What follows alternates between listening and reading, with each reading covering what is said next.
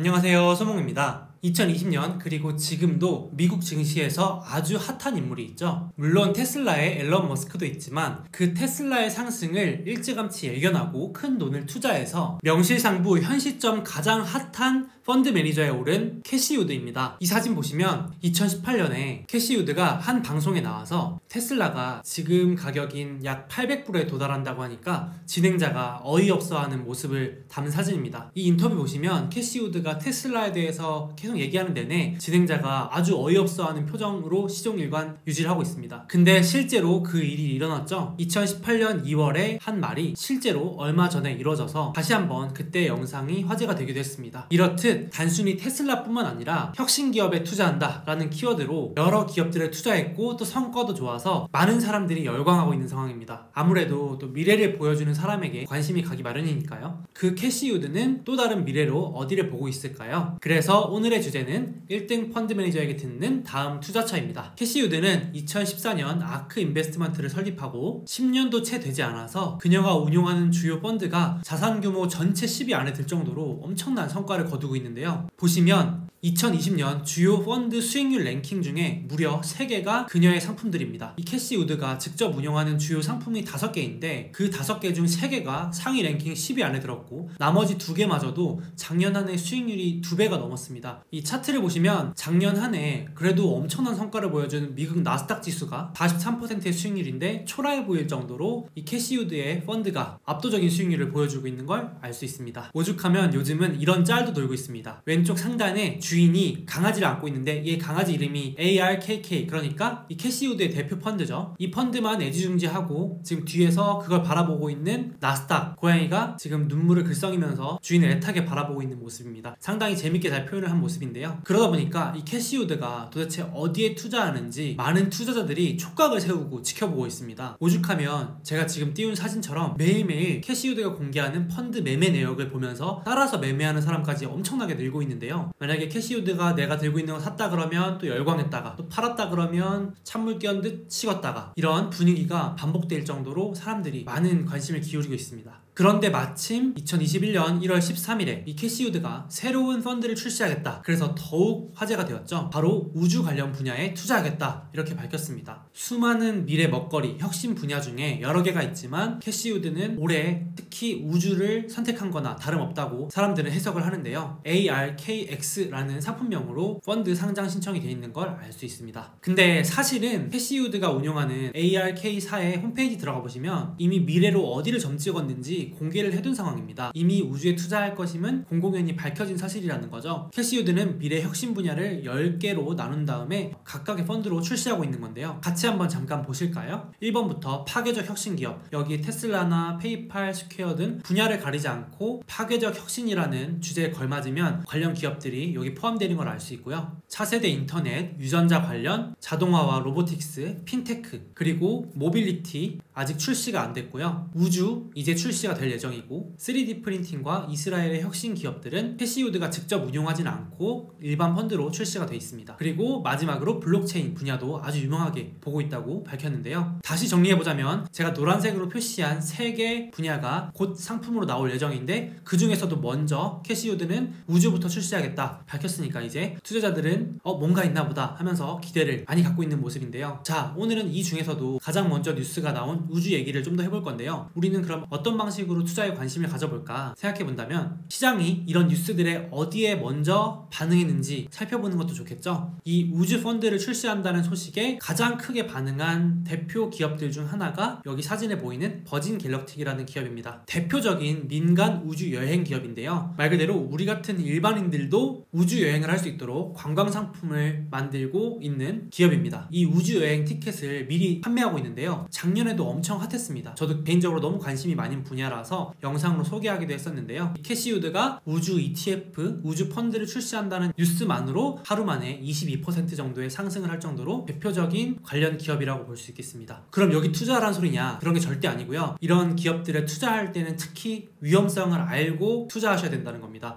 뭐냐면 여기 보시는 자료가 버진 갤럭틱의 최근 매출 추이인데요. 말 그대로 물건 잘 팔고 있니? 근데 이 버진 갤럭틱은 주 매출처가 관광상품 티켓입니다. 원래는 2020년부터 본격 우주여행 티켓을 팔 예정이었는데 코로나 등으로 인해서 각종 시험 발사 등이 다 일정이 뒤로 밀리면서 지금 기관들은 작년 못했던 것까지 올해 반영해서 2021년, 2022년부터 매출이 폭증할 것이다 라는 기대감과 함께 긍정적으로 보고 있긴 한데요. 예를 들자면 여기 사진에 버진 갤럭틱의 CEO이자 버진 그룹의 전체 회장인 리처드 브랜슨이라는 분인데, 이분이 2021년 1분기 안으로 자기가 직접 이 비행기 타고 날아가 보겠다, 시험 비행 해보겠다, 걱정하지 말고 티켓 사라, 이렇게 밝히기도 하고 공식적으로 스케줄을 밝히기도 해서 기대감을 많이 받고 있는 상황입니다. 그럼에도 불구하고 제가 조심해야 된다고는 말씀드리는 건 역시 적자가 엄청나게 쌓여있는 기업이고, 티켓이 본격적으로 팔리기 시작하면 그 적자가 조금씩 줄어들 텐데 2021년, 2022년에 그 적자 폭이 줄어드는 모습으로 이것만 봤을 때는 미래를 보고 긍정적으로 생각할 수는 있는 모습입니다. 그래도 이런 부분들은 알고 투자를 해야겠죠. 그 외에도 우주 관련 주요 기업들 제가 한 장에 정리했는데요. 방금 소개해드린 버진 갤럭틱과 인공위성 대표 기업인 막사 테크놀로지, 그리고 이미 상장되어 있는 우주 관련 ETF 펀드인 티커 UFO, 기억하기도 쉽죠? 이 기업들이 대표적으로 크게 상승하고 관심도 많이 받고 있습니다. 아니, 펀드 출시한다는데 기업 주가가 왜 오르냐? 아무래도 이제 캐시우드가 펀드를 출시하면 엄청난 투자를 받을 텐데 그 투자금 가지고 어딘가에 투자를 할 거잖아요. 분명히 상장되어 있는 우주 관련 기업들을 투자할 거고 그 리스트들이 여기에 있는 겁니다. 그러니까 그 투자금들이 자연스럽게 이 기업들에 들어오게 되면 아무래도 주가가 하락하기보다는 상승할 확률이 높아지니까 사람들이 기대를 하는 거겠죠. 물론 이건 기업 가치와는 아무런 상관이 없는 문제입니다. 따라서 이런 기대감만 가지고 충동 매매하는 건 정말 위험한 투자겠죠. 게다가 더 큰 문제는 지금 우주 관련된 대부분의 알짜 기업들은 상장되지 않은, 즉 비상장 기업이라는 겁니다. 그러니까 우리가 거래를 할 수 없다는 거죠. 대표적으로 앨런 머스크의 스페이스X, 아마존의 제프 베조스가 운영하고 있는 블루 오리진, 우주의 최첨단을 달리는 기업들인데 우리가 투자를 할 수 있는 방법이 현재는 없습니다. 그래서 일각에서는 올해가 우주시대의 개막이기 때문에 이런 기업들이 하나 둘 대거 상장할 것이다 라고 예상을 하고 있는데요. 그러면 더더욱 이런 기업들에 대한 관심이 높아지겠죠. 그리고 대표적인 우주 방위산업 관련 기업인 보잉, 노스럽 그루먼, 로키드 마틴 등 이름 한번 들어보셨을 텐데요. 이런 기업들도 우주, 정확히는 로켓 발사 기술 등과 관련이 있는데 워낙 몸집이 크고 하는 것들이 다양해서 크게 이런 소식만으로는 주가가 움직이지 않는 모습입니다.